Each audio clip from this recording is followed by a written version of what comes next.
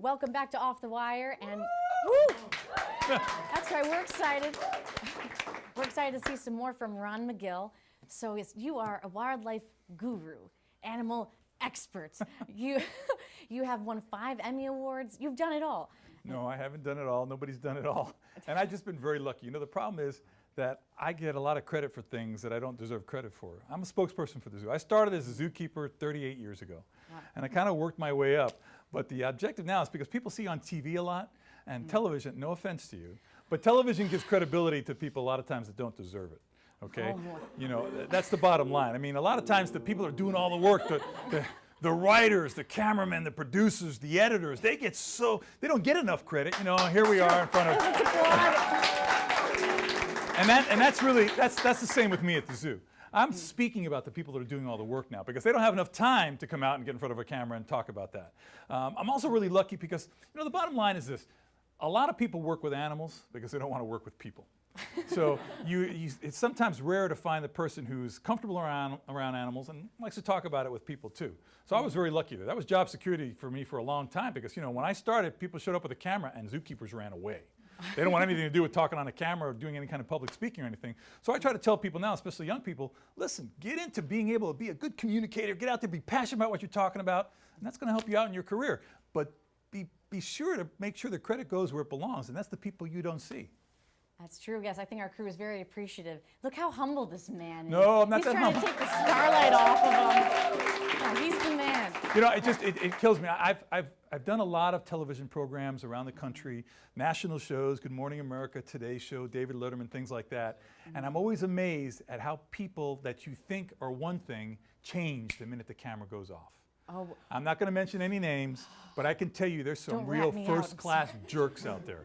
There's some really first-class jerks that I used to think, my gosh, these were great people. I see the camera go off and they turn into jerks. Man, I thought we were going to talk about animals, but will you give us the dirt? Who are you talking about, Ron? Yeah, I'm not going to mention any names. I'm just going to tell you there's some people out there that, generally speaking, have this reputation of being happy-go-lucky, wonderful, friendly, wonderful people, and I've had the privilege of working with them. Oh, privilege. Well, it's a privilege. Anytime you're invited on a program, it's a privilege. But I've also seen what happens when the camera goes off, and you just go, oh, my God. Oh, so you kind of do like the animals a little bit better after these people. Well, you know, animals aren't going to lie to you. Animals are not going to play that game, and they're not going to kind of fake you out. Right. He just wants to eat you, and he's not going to lie. No, he doesn't want to eat you. If he wanted to eat you, you would have been eaten already. That's true. That's true. Yeah, he was constricting. He was getting tighter and tighter. No, he was using you like a tree. The thing is to use your shoulders and never hold, never squeeze, okay? Just always be a big branch. Your big branch, the snake knows you have no threat to it. Now listen, I want to make it clear. Don't go out and look at snakes and go, oh, it's my friend, I'm going to go play with him because he's going to bite the crap out of you, okay? So don't understand that. There's an old saying, you take an animal out of the wild, you cannot take the wild out of the animal. Keep that in mind. Animals like this do not make good pets. Do not think about exotic animals as pets. There's this obsession here in South Florida. People have freaking tigers and bobcats and mountain lions as pets. I don't know what kind of crack they're doing, but they're out of their minds. It's serious. It's dumb, okay? And whatever, the people that suffer the most are not the people, but the animals. They end up suffering because these animals are taken out of an environment they never should have been taken out of. That's true, and that's part of what you do. You're all about conservation and taking care of the environment. Listen, you know, that's another thing. And I know I make my peers a little nervous when I say this, but here's the bottom line, folks. In a perfect world, we wouldn't need any zoos. I am not a big fan of taking animals and putting them in captivity. Having said that, the overwhelming majority of animals you see in zoos today are animals that are born in zoos, okay? And the reality is that in a perfect world, everybody's going to be able to go to the Serengeti and see a herd of elephants walking, or go to the Arctic and look at polar bears, or watch a tiger hunt in India. Most of us are never going to be able to see that. I've been very privileged to see that in my life.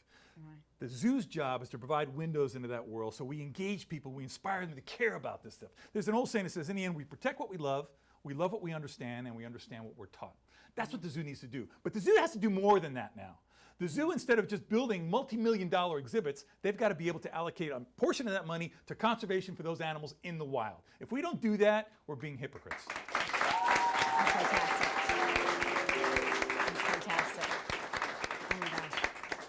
Oh, Ron, I'm feeling quite inspired. How are you guys feeling? Oh man. You are such a fantastic guy. There's so much to talk about with you. I was hoping to get around to your mustache, but I think I thought we got to the more important questions here.